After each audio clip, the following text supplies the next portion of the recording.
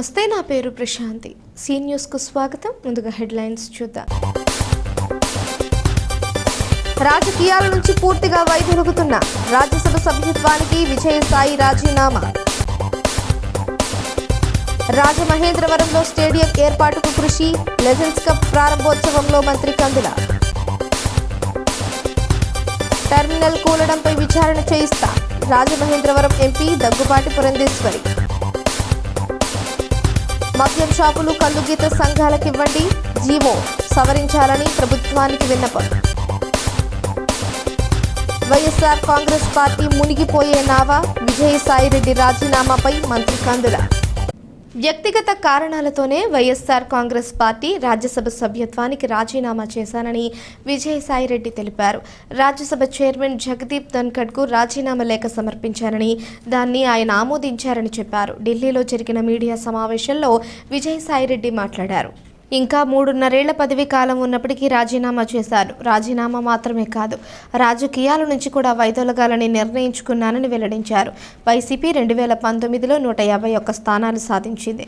2024 ఎన్నికల్లో ఆ పార్టీకి 40% ఓటింగ్ వచ్చింది. జగన్ అత్యంత ప్రజాదరణ గల నాయకుడు. నాలాంటి వాళ్లు 1000 మంది వీడినా ఆయనకు ఉన్న ఆదరణ తగ్గదనేది నా ఉద్దేశం. రాజీనామా నిర్ణయాన్ని లండన్ పర్యటనలో ఉన్న జగన్కు ఫోన్లో వివరించాను. వైకాపాకు 11 మంది ఎమ్మెల్యేల బలము ఉంది. నా రాజీనామాతో కూటమి లబ్ధి పొందుతుంది అని విజయసాయిరెడ్డి అన్నారు. అనంతరం మీడియా ప్రతినిధులు అడిగిన పలు ప్రశ్నలకు విజయసాయిరెడ్డి సమాధానమిచ్చారు. సుదీర్ఘ రాజకీయ జీవితంలో నాకు తెలిసి ఏ రోజు అబద్ధాలు చెప్పలేదు. హిందూ ధర్మాన్ని, వెంకటేశ్వర స్వామిని నమ్మిన వ్యక్తిగా అబద్ధాలు చెప్పను. వైఎస్ కుటుంబంతో 4 దశాబ్దాలుగా అనుబంధం ఉంది. వైఎస్ రాజారెడ్డి, రాజశేఖర్ రెడ్డి, జగన్ ఇలా 3 తరాలుగా ఆ కుటుంబంతో సన్నిహిత సంబంధాలు ఉన్నాయి. వారితో విభేదాలు లేవు, భవిష్యత్తులోనూ రావు అన్నారు. నాలాంటి వాళ్ళు 1000 మంది పార్టీని వీడినా కూడా ఆయనకున్న ప్రజాదరణ తగ్గదు అన్నటువంటిది నా ఉద్దేశం. రాజకీయాల నుంచి తప్పుకోవాలని నేను నిర్ణయించుకున్న తర్వాత జగన్మోహన్ రెడ్డి గారు లండన్లో ఉన్నారు. ఆయనతో నేను ఫోన్లో మాట్లాడి అన్నీ చాలా వివరంగా వివరించడం జరిగింది. అన్నీ వివరించిన తర్వాతనే నేను ఈ రాజీనామా పత్రాన్ని అధ్యక్షుల వారికి సమర్పించడం జరిగింది. రాజకీయాల నుంచి తప్పుకున్న తర్వాత ఇక ప్రాథమిక సభ్యత్వం అన్నటువంటిది ఎలా ఉంటుంది? మీరు కూడా బీజేపీలోకి వెళ్తారనేటువంటి ప్రచారం కూడా జరుగుతుంది. నా సుదీర్ఘ రాజకీయ జీవితంలో నేను ఏ రోజు అబద్ధాలు చెప్పలేదు. హిందూ ధర్మాన్ని నమ్మినటువంటి వ్యక్తిగా నేను అబద్ధాలు చెప్తాను అని చెప్పను. అలా చెప్పుతాను అని ఎవరైనా నమ్మినట్లయితే అది మీ యొక్క విజ్ఞతకే వదిలేస్తున్నాను.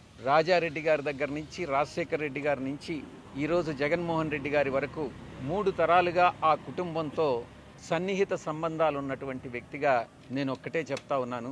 ఈ జీవిత కాలంలో ఏ రోజు కూడా ఆ కుటుంబంతో విభేదాలు అన్నటువంటివి రావు, ఇంతవరకు లేవు, భవిష్యత్తులో కూడా వచ్చేటటువంటి అవకాశం లేదు. 2011వ సంవత్సరం ఆగస్టు 10వ తారీఖున ఎఫ్ఐఆర్ ఫైల్ చేయడం జరిగింది.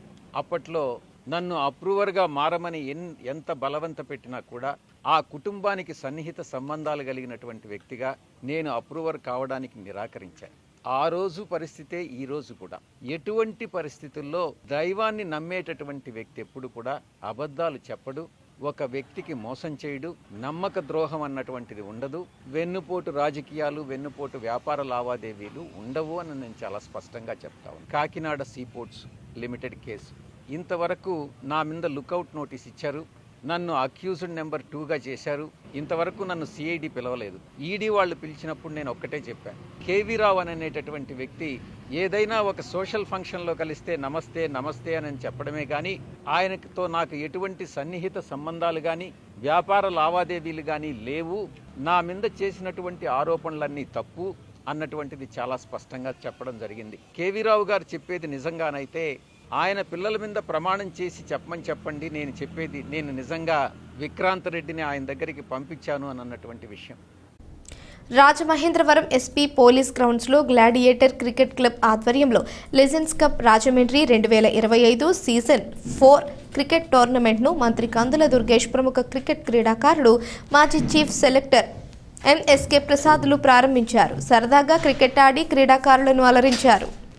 క్రీడాకారులను ప్రోత్సహించేందుకు రాజమహేంద్రవరంలో స్టేడియం ఏర్పాటు చేసేందుకు కృషి చేస్తానని దుర్గేష్ అన్నారు. ఈ సందర్భంగా మంత్రి మాట్లాడుతూ గత 4 సంవత్సరాలుగా లెజెండ్స్ కప్ ట్రోఫీని 40 సంవత్సరాలు పైబడిన క్రీడాకారులను ప్రోత్సహించేందుకు పోటీలు నిర్వహిస్తున్న బాలాజీ జై కిషన్లను అభినందించారు. క్రీడలు దేహదారుఢ్యంతో పాటు మానసిక ఉల్లాసంగా ఇస్తాయని అన్నారు.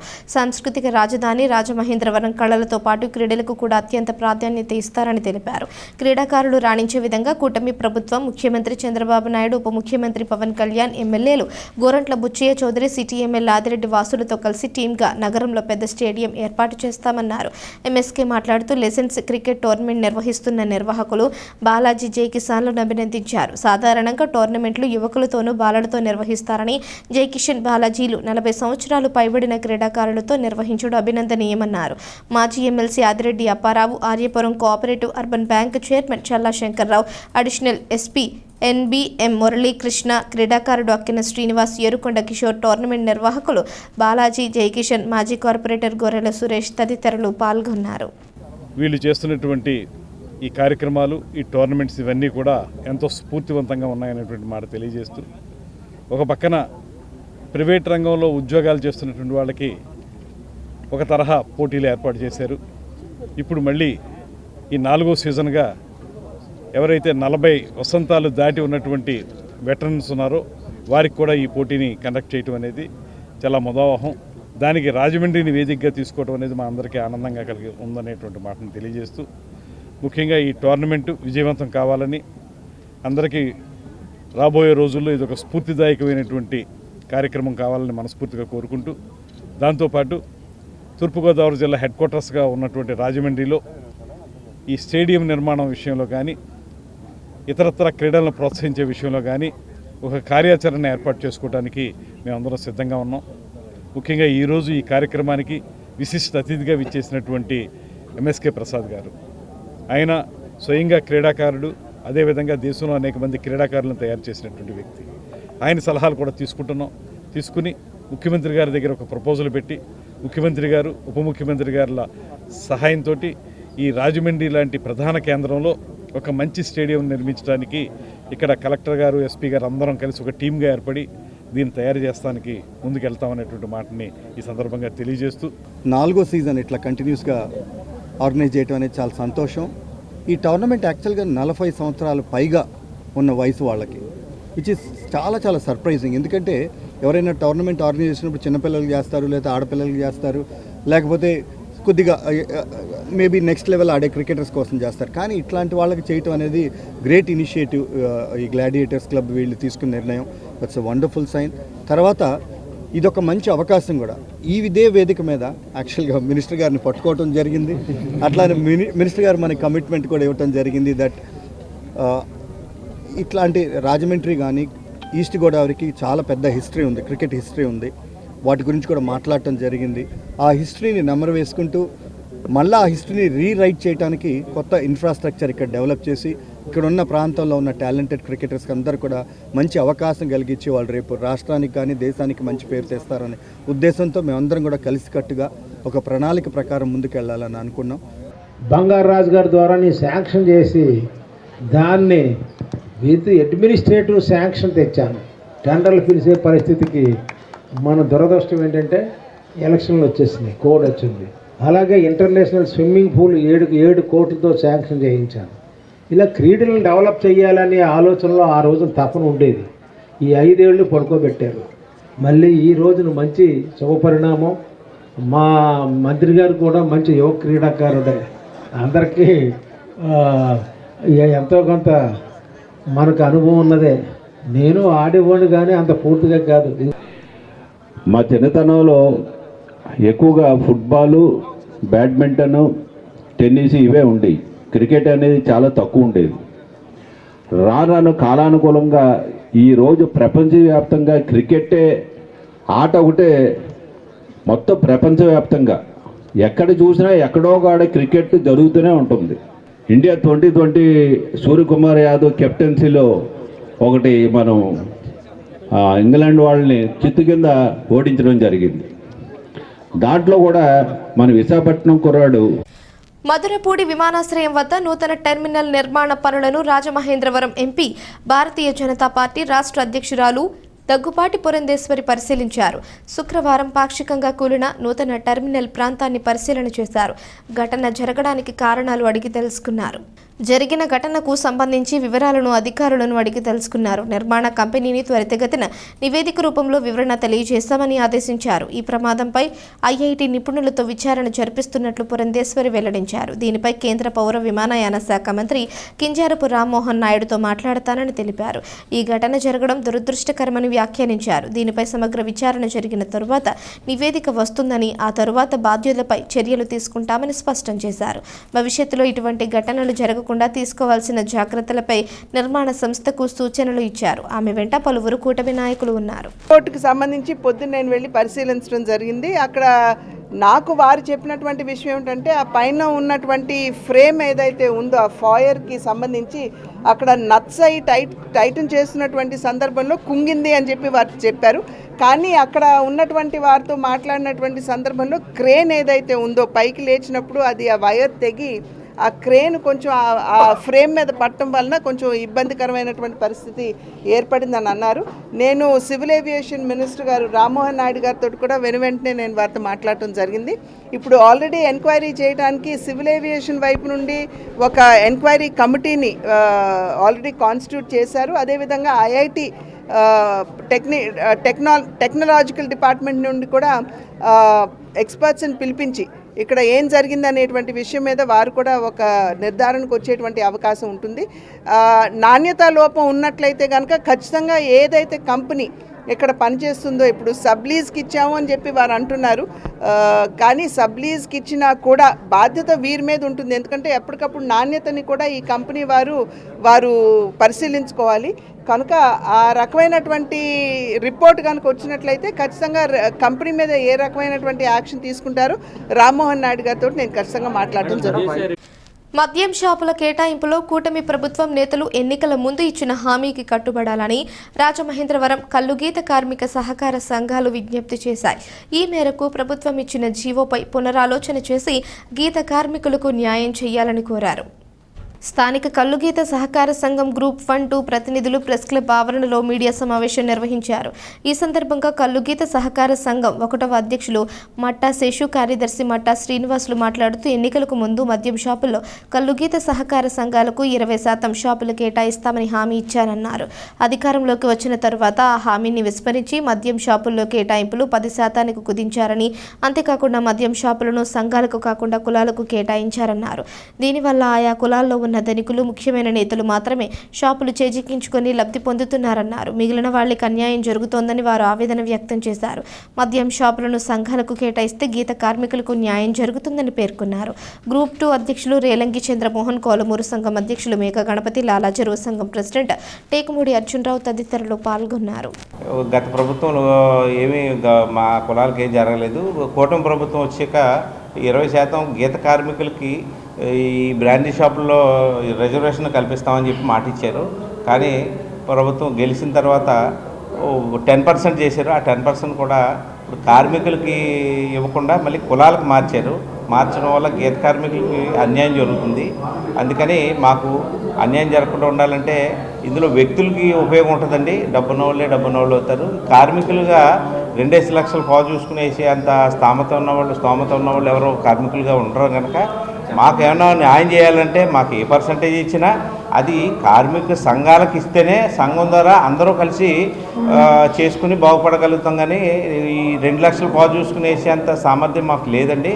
అందుకని గవర్నమెంట్ పునరాలోచించి మాకు ఏమైనా అవకాశం కల్పించాలంటే కార్మికులకు ఇస్తానన్నారు. కనుక కార్మికులు మేమంతా మీ వెనకాల ఉన్నాం. కనుక మాకేమైనా న్యాయం చేయగలిగితే, కార్మిక సంఘాలకని మీరు జీవో మార్చగలిగితే మాకు ఉపయోగం జరుగుతుందని, లేకపోతే మాకు 1% కూడా ఉపయోగం జరగదు. కనుక గవర్నమెంట్ ఆలోచించి ఈ మీరు ఎంత కట్టమన్నా మీకు కడతామండి. ఆ సంఘం తరఫున అయితే కట్టగలుగుతామండి. మేము ఇండివిజువల్గా 22 లక్షల్లో పావు చూసుకుని కట్టేంత స్థామత మాకు లేదండి.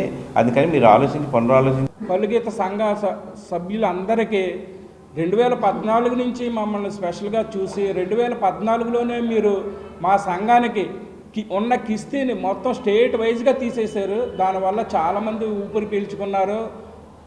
అలాగే ఇప్పుడు కూడా సంఘం మీరు ఎలక్షన్ ముందు 20% ఇస్తానన్నారు, కానీ ఇప్పుడు ఇచ్చింది 10% ఇచ్చారు. అది కూడా సంతోషమే. కానీ 20% ఇస్తే ఇంకా మేము ఆనందపడి ఉండేవాళ్ళము. కానీ మీరు కులాల వైజ్గా ఇవ్వడం వల్ల కార్మికులు నష్టపోయే అవకాశం చాలా ఎక్కువగా ఉంటుంది. కులాల ప్రాతిపదికన ఉన్నవాళ్ళు అయితే కులాల్లో కొంచెం డబ్బు ఉన్నవాళ్ళు దీంట్లోకి వచ్చేసి ఇది ఆక్యుపై చేసుకునే అవకాశం ఉంటుంది. అదే మీ కార్మిక సంఘాలకు ఇచ్చి ఉంటే ఈ కార్మిక సంఘాలు ఎదిగాయి. గత వైఎస్ఆర్ కాంగ్రెస్ పార్టీ ప్రభుత్వ పాలనలో తొలి నుంచి అవినీతి అక్రమాలకు పాల్పడటానికి విజయసాయిరెడ్డి ఆద్యుడని, అందువలనే ఆ పార్టీ 11 సీట్లకే పరిమితమయ్యేలా ప్రజలు సరైన గుణపాఠం చెప్పారని రాష్ట్ర పర్యాటక, సాంస్కృతిక, సినిమాటోగ్రఫీ శాఖల మంత్రి కందుల దుర్గేష్ అన్నారు. విజయసాయిరెడ్డి రాజ్యసభ సభ్యత్వానికి వైఎస్ఆర్ కాంగ్రెస్ పార్టీకి రాజీనామా చేయడంపై స్పందించారు. వైసీపీ మునిగిపోయే నావగా ఆయన అభివర్ణించారు. అందువల్లనే ఒక్కొక్కరుగా నాయకులు బయటికి వస్తున్నారన్నారు. జగన్ ముఖ్యమంత్రిగా ఉన్న సమయంలో విజయసాయిరెడ్డి పెద్ద ఎత్తున అరాచకాలు, భూదందాలు చేశారని ఆరోపించారు. ముఖ్యమంత్రి నారా చంద్రబాబు నాయుడు, డిప్యూటీ సీఎం పవన్ కళ్యాణ్లపై ఇష్టం వచ్చినట్లుగా వ్యక్తిగత దూషణలు చేసిన విషయాన్ని ఎవరూ మర్చిపోలేదన్నారు. ఆ పార్టీ విధి విధానాలు నచ్చక ఆయన బయటికి వచ్చేస్తే పర్వాలేదన్నారు. ఇప్పుడు చంద్రబాబు, పవన్ కళ్యాణ్ తనకు స్నేహితులందరూ వ్యాఖ్యానించడం సరికాదన్నారు. ఆయనకు టన్నుల కొద్ది భయం కలగబట్టే రాజీనామా చేసి పూర్తిగా రాజకీయాల నుంచి వైదొలుగుతున్నట్లు ప్రకటించారని, ఇదే అసలు నిజమని వ్యాఖ్యానించారు. అటువంటి నాయకుడిని జనసేన పార్టీలో చేర్చుకోదనే తన అభిప్రాయాన్ని, అయితే పార్టీ అధినేత పవన్ కళ్యాణ్ నిర్ణయం మేరకు నడుచుకుంటామని స్పష్టం చేశారు. వైసీపీ అనేది మునిగిపోయే పడవ అనేటువంటిది కనపడుతుంది. దాంట్లో భాగంగానే అనేక మంది అక్కడి నుంచి బయటకు వచ్చేస్తున్నారు. కాకపోతే విజయసాయిరెడ్డి గారి విషయం వచ్చేటప్పటికి అసలు జరిగినటువంటి అరాచకాలన్నీ కూడా ఈ రాష్ట్రంలో భూదందాలు కానీ, లేకపోతే ఆశ్రితులకి భూ పంపకాలు కానీ, ఇవన్నీ కూడా ఆయన దగ్గరుండి చేశారని, అదేవిధంగా ఇతరత్ర తొలి నుంచి కూడా అక్రమాలకి ఆయన ఆద్యుడని, ఇవన్నీ కూడా మనకు స్పష్టంగా వినపడుతున్న సమయం. అవన్నీ చేసేసి ఇప్పుడు ఆ పాప ప్రక్షాళన కోసం నేను పార్టీ నుంచి బయటకు వచ్చేస్తున్నాను అనేటువంటి మాట చెబితే అది ఎంతవరకు సమంజసం అనేటువంటిది నాకు అర్థం కావడం లేదు. కానీ ఏదైనప్పటికీ కూడా ఒకవేళ నిజంగానే ఆయన పార్టీ విధానాలు నచ్చక బయటకు వచ్చేస్తే మాత్రం అది ఖచ్చితంగా ఆహ్వానించదగ్గది. ఎందుకంటే వైసీపీ అనేటువంటిది ఇంకా ఏ రకంగానూ కూడా ప్రజల మన్ననలు పొందలేనటువంటి పార్టీ అయిపోయింది. వాళ్ళని ప్రజలందరూ చేతరించుకుని వాళ్ళని 11 సీట్లకు పరిమితం చేశారు. అటువంటి సందర్భంలో విజయసాయిరెడ్డి గారు కానీ, అయోధ్య రామిరెడ్డి గారు కానీ ఇంకా రాబోయే రోజుల్లో కూడా చాలామంది అలాగా ఇది ఒక పరంపరగా వచ్చేసేటువంటి అవకాశం ఉంది. ఆ పార్టీకి ఇంకా పూర్తి స్థాయిలో పతనమే ఉంది అనేటువంటి మాట. ఇవన్నీ కూడా మీరు అధికారంలో ఉన్నప్పుడు ఎందుకు మాట్లాడలేదు? అధికారంలో ఉన్నప్పుడు మీరు ముఖ్యమంత్రి చంద్రబాబు నాయుడు గారిని తీవ్రంగా విమర్శించారు, వ్యక్తిగత దూషణలు చేశారు. అదేవిధంగా మా నాయకులు పవన్ కళ్యాణ్ గారి మీద మీరు వ్యక్తిగత దూషణలు చేశారు. ఇప్పుడు కొత్తగా వారు మా స్నేహితులని చెప్పడం ఎంతవరకు అది నమ్ముతారు ప్రజలు అనేటువంటి మాట. ఇవాళ మీకు భయం కలిగింది. ఒక రకంగా ఏమైపోతామో రేపొద్దున మనకి ఈ పార్టీలో కొనసాగినట్లయితే ఏమైపోతాం, లేకపోతే రాజకీయాల్లో ఉన్నాము అంటే ఇంకెంత ఇబ్బంది వస్తుందో, ఇవన్నీ ఆలోచించుకుని ఆయన తెలివిగా నేను రాజకీయాలకు దూరంగా ఉంటున్నాను అనేటువంటి మాట చెప్తున్నాడు తప్పితే ఇందులో చిత్తశుద్ధి లేదనేటువంటిది మాత్రం స్పష్టంగా కనపడుతుంది. స్థానిక జేఎన్ రోడ్లో ఉన్న చెరుకూరి గార్డెన్స్లో క్రియేటర్ ఈవెంట్ ఆర్గనైజేషన్ ఆధ్వర్యంలో 2 రోజుల పాటు జరిగే ఎడ్యుకేషనల్ అవేర్నెస్ ఎక్స్పోను రాజమహేంద్రవరం పార్లమెంట్ సభ్యురాలు దగ్గుపాటి పురంధేశ్వరి, రూరల్ ఎమ్మెల్యే గోరంట్ల బుచ్చియ్య చౌదరి ప్రారంభించారు.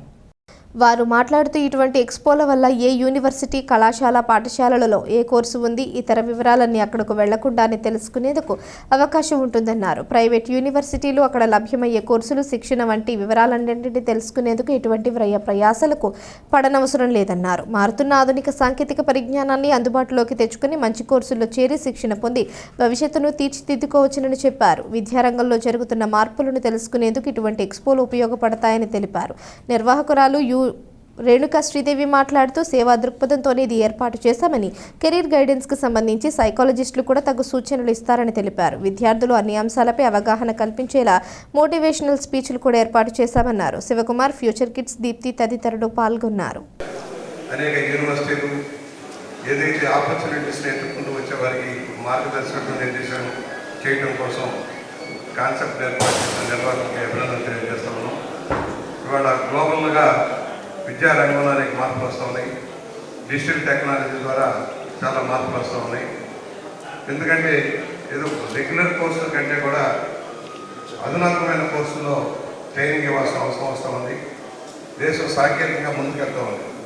ఒకనాడు వెనకబడ్డ ఆంధ్రప్రదేశ్ని అగ్రగామిగా తీర్చిదిద్దడంలో చంద్రబాబు గారు చేసిన కృషిని మనం మర్చిపోవద్దు. ఆ రోజున సరైన నిర్ణయం తీసుకుని సకాలంలో సరళీకృత ఆర్థిక విధానాన్ని విడిచిపెట్టి ఆ రోజున ప్రైవేట్ రంగంలో కూడా కళాశాల యూనివర్సిటీని ప్రోత్సహించడం వల్ల మెడికల్ కళాశాలలు కానీ, ఇంజనీరింగ్ కళాశాలలు కానీ, టెక్నికల్ కళాశాలలు అనేకం రావడంలో ఇవాళ మన బిడ్డలు విదేశాల్లో అధిక మార్పు వచ్చింది. ఇవాళ ఏదైతే ఒకటి ఏది కోర్స్ తీసుకుని ఇప్పుడే మనం చూసాం, ఐఏఎస్ ఐఆర్ఎస్ ట్రైనింగ్ మనం వెనకబడ్డాం. మిగతా రంగాలు ముందుకెళ్తున్నాం. కాంపిటేటివ్ ఎగ్జామ్స్లో ఆంధ్రప్రదేశ్ ప్రజలు విపరీతంగా ర్యాంకులు సాధించి భారతదేశంలో అగ్రగామిగా ఉన్నాం. తెలంగాణ ఆంధ్ర నుంచి పోటీ పరీక్షకి వెళ్ళిన వాళ్ళు టాప్ రిజల్ట్స్ అన్ని మనకే వస్తాయి, కానీ కొన్ని రంగాలు వెనకబడుతున్నాం. గుడ్ మార్నింగ్ అండి. నా పేరు రేణుకా శ్రీదేవి. మాది క్రియేటర్స్ ఈవెంట్ ఆర్గనైజేషన్. మేము గత కొంతకాలం నుండి ఎక్స్పోస్ అనేవి కండక్ట్ చేయడం జరుగుతుంది రాజమండ్రిలోని. అయితే ఈసారి ఎడ్యుకేషనల్ అవేర్నెస్ ఎక్స్పో అనేది కండక్ట్ చేయడం జరిగింది. ఈ ఎక్స్పో యొక్క ముఖ్య ఉద్దేశం ఏంటంటే కెరీర్ని చూస్ చేసుకోవడంలోని చాలామంది పిల్లలు కన్ఫ్యూజన్లో ఉంటున్నారు, పిల్లలు పేరెంట్స్ కూడా. అయితే అలాంటి కన్ఫ్యూజన్స్కి ఇదొక సొల్యూషన్. ఇక్కడికి వచ్చిన వాళ్ళకి కెరీర్ గైడెన్స్ కౌన్సిలింగ్స్ అండ్ పిల్లల ఐక్యూ లెవెల్ టెస్టులు కూడా మేము నిర్వహించడం జరుగుతుంది. అంతేకాకుండా ఇక్కడ universities, schools, colleges, coaching centres అందరూ కలిపి ఇక్కడ పార్టిసిపేట్ చేశారండి. ఇక్కడ వచ్చిన వాళ్ళందరికీ ఎక్కడెక్కడికో వెళ్ళి ఎంక్వైరీ చేయాల్సిన అవసరం లేకుండా ఇక్కడే మన ఎక్స్పోలో చాలా ఇన్స్టిట్యూట్స్ పార్టిసిపేట్ చేస్తున్నాయి కాబట్టి మీకు కావాల్సిన ఇన్ఫర్మేషన్, అడ్మిషన్స్ గురించి అన్నిటి గురించి కూడా మీరు తెలుసుకోవచ్చు. అంతేకాకుండా మోటివేషనల్ స్పీచెస్ వలన పిల్లల్లోని ఒక అవేర్నెస్ అనేది కూడా కలుగుతుంది. దానివల్ల పిల్లలు వాళ్ళ గోల్స్ని రీచ్ అవడంలోని ఇది ఒక ఉపయోగపడుతుందనే ఉద్దేశంతో మేము మోటివేషనల్ స్పీచెస్ అనేవి కూడా అరేంజ్ చేయడం జరిగింది. దీనికి ముఖ్య అతిథిగా మన జేడి లక్ష్మీనారాయణ గారు వస్తున్నారు. అలాగే బ్రదర్ షఫీ గారు కూడా మోటివేషనల్ స్పీకర్, చాలా బాగుంటాయి అతని మోటివేషనల్ స్పీచెస్ కూడా. వీళ్ళిద్దరూ కూడా వస్తున్నారు. ఈరోజు జేడి లక్ష్మీనారాయణ గారు, కర్రీ రామారెడ్డి గారు వస్తున్నారు. నమస్తే అండి, doctor Vijay Bhaskar, psychologist, founder of tabular services. So రీసెంట్గా రేణుకా మేడం గారు, శివ గారు మా దగ్గరికి వచ్చి, సార్ మనం ఒక ఎడ్యుకేషనల్ ఈవెంట్ ఒకటి చేద్దామని వస్తే మంచి ఆలోచనతో వచ్చారండి అని చెప్పేసి దాన్ని కూర్చొని, ఎందుకంటే పిల్లలకి ఈరోజు ఎడ్యుకేషన్ చాలా ఇంపార్టెంట్ కాబట్టి, ఎస్పెషల్లీ 10th తర్వాత ఇంటర్మీడియట్ తర్వాత చాలా కన్ఫ్యూజన్లో ఉంటారు పిల్లలు, పేరెంట్స్ కూడా. సో దాన్ని ఉద్దేశంగా ఉంచుకొని మనం వాట్ నెక్స్ట్ అని once time solution for all educational problems అని చెప్పేసి ఒక ఈవెంట్తో మనం ముందుకు రావడం జరిగింది. సో దీంట్లో ఏంటంటే పిల్లలకి కెరీర్ని సైంటిఫిక్గా ఎలా సెలెక్ట్ చేసుకోవచ్చు, వాళ్ళ ప్రాబ్లమ్స్ ఎలా సాల్వ్ చేసుకోవచ్చు, అలాగే నేషనల్ ఎడ్యుకేషన్ పాలసీలో ఉన్న గైడ్లైన్స్ ఏంటి, ఎలాంటి కోర్సెస్ అవైలబుల్ ఉన్నాయి, అలాగే కౌన్సిలింగ్ సర్వీసెస్, మోటివేషనల్ ప్రోగ్రామ్స్ అలాగే డిజైన్ చేసి దీని ఒక హబ్గా ఫామ్ చేసి అందరికీ అవేర్నెస్ క్రియేట్ చేయడం ఉద్దేశంతో మనం ఈ ఈవెంట్ని 2 days ప్రోగ్రామ్ని డిజైన్ చేయడం జరిగిందండి. రాడ్ బెండింగ్ కాంట్రాక్ట్ ను గుర్తు తెలియని వ్యక్తి హత్య చేసి పరారైన ఘటన రాజమహేంద్రవరంలో శుక్రవారం రాత్రి చోటు చేసుకుంది. వీరభద్రాపురం టౌన్ హై స్కూల్ రోడ్లో కిలాని పోతురాజు ఛాతీ, పొట్ట భాగాల్లో పొడిచి పరారవడం సంచలనం సృష్టించింది. దీనికి సంబంధించిన 3వ పట్టణ సిఐవి అప్పారావు వివరాల మేరకు కొంతమూరు గ్రామానికి చెందిన కిలాని పోతురాజు నగరంలోని సుమారు 40 కూలీలు సిబ్బందితో రాడ్ బెండింగ్ కాంట్రాక్ట్ పనులు చేపడుతూ ఉంటాడు. ఇతనికి భార్య, కుమార్తె, కుమారుడు ఉన్నారు. గతంలో అదమ్మ దిబ్బె వాంబే కాలనీలోని సి బ్లాక్లో కుటుంబంతో నివాసం ఉండేవాడు. ఏడాది కిందటే కొంతమూరులోని కొత్త ఇల్లు నిర్మించుకొని మారారు. వీరభద్రాపురం టౌన్ స్కూల్ రోడ్లో ద్విచక్ర వాహనంపై వెళ్తున్న రాజుపై ఒక వ్యక్తి ఒక్కసారిగా కత్తితో దాడి చేశాడు. ఛాతీ, పొట్ట భాగాల్లో పొడిచి పరారయ్యాడు. కొన ఊపిరితో ఉన్న రాజును స్థానికులు గమనించి ప్రభుత్వాసుపత్రికి తరలించగా చికిత్స పొందుతూ మృతి చెందారు. కుటుంబీకుల ఫిర్యాదుతో హత్య కేసు నమోదు చేసి దర్యాప్తు చేస్తున్నట్లు సీఐ తెలిపారు. దాడి చేసిన వ్యక్తి ఎవరనేది తెలియరాలేదని సీసీ కెమెరాలు పరిశీలిస్తున్నామని తెలిపారు. భారతీయ జనతా పార్టీ తూర్పుగోదావరి జిల్లా నూతన అధ్యక్షుడు పిక్కి నాగేంద్ర రామవరంలో అనపర్తి శాసనసభ్యులు నల్లమిల్లి రామకృష్ణారెడ్డిని ఆయనను మర్యాదపూర్వకంగా కలిశారు. నల్లమిల్లి రామకృష్ణారెడ్డి యువ నాయకులు నల్లమిల్లి మనోజ్ రెడ్డి ఆయనను ఘనంగా సత్కరించారు. పిక్కి నాగేంద్రను ఎన్డీఏ కూటమి నాయకులకు నల్లమిల్లి పరిచయం చేశారు. వారంతా ఆయనకు పుష్పగుచ్చాలు, మొక్కలు అందజేసి దుస్సాలువాతో ఘనంగా సత్కరించారు. ఎమ్మెల్యే నల్లమిల్లి మాట్లాడుతూ జిల్లాల్లో బీజేపీని మరింత బలోపేతం చేసేందుకు అధ్యక్షుడికి మరింతగా సహకారం అందజేస్తామన్నారు. నాగేంద్ర మాట్లాడుతూ అందరి సహకారంతో తూర్పు గోదావరి జిల్లాల్లో బీజేపీని మరింత బలోపేతం చేయడానికి కృషి చేస్తామని ప్రకటించారు. తనను అభినందించిన నాయకులకు ఆయన కృతజ్ఞతలు తెలిపారు. ఆయన వెంట మాజీ అధ్యక్షుడు బొమ్మల దత్తు, రాష్ట్ర కార్యవర్గ సభ్యురాలు రేలంగి శ్రీదేవి తదితరులు ఉన్నారు. మరి భారతీయ జనతా పార్టీ సంస్థాగత నిర్మాణం ఏ విధంగా సాగిందో మీ అందరికీ తెలుసు. మరి గత ఎంతో కాలంగా బొమ్మల దత్తు గారు జిల్లా పార్టీ అధ్యక్షుడిగా సమర్థవంతంగా పనిచేయడమే కాకుండా అందరినీ చక్కగా సమన్వయంతో ముందుకు తీసుకెళ్ళి అత్యద్భుతంగా జిల్లా పార్టీని నడిపించిన విధానం కూడా మనందరికీ తెలుసు. ముఖ్యంగా ఆయన టెన్యూర్లో సాధించిన ఘనత తూర్పుగోదావరి జిల్లాలో ఒక ఎంపీని, ఒక ఎమ్మెల్యేని గెలిపించుకున్న ఘనత బొమ్మల దత్తు గారి కూడా ఈ సందర్భంగా తెలియజేస్తారు. అటువంటిది సాంకేతిక విషయాల కారణంగా పార్టీ సంస్థాగత నిర్మాణంలో కొన్ని సాంకేతిక విషయాలు ఉన్నాయి. ఆ సాంకేతిక విషయాలకు అనుగుణంగా ఇవాళ అధ్యక్షుడు మార్పు అనేది జరగడం జరిగింది. దానిలో భాగంగా నాగేంద్ర గారిని పార్టీ అధిష్టానం కానీ కార్యకర్తలు కానీ అందరూ ఎంపిక చేసుకోవడం జరిగింది. మరి ఈరోజు అనపర్తి నియోజకవర్గం రాష్ట్రంలో ఉన్నటువంటి ప్రజలందరికీ కూడా ఒక కొత్త ఉత్సాహం వచ్చింది. ఎందుకనంటే భారతీయ జనతా పార్టీ ఆధ్వర్యంలో నరేంద్ర మోదీ గారి నాయకత్వంలో భారతదేశం అభివృద్ధి చెందుతూ ఉంటే గత 5 ఏళ్ల నుంచి కూడా ఆంధ్రప్రదేశ్ అభివృద్ధిలో రోజు రోజుకు కూడా వెనకడుగు వేయడం మనం కళ్ళారా చూసాం. ఎన్నో అరాచకాలు, ఎన్నో అన్యాయాలు మనం చూసాం. రాష్ట్ర అభివృద్ధిని గాలికి వదిలేసి కక్ష సాధింపులో మాత్రమే నాటి ప్రభుత్వం వ్యవహరించిన విషయం మనందరికీ తెలిసిందే.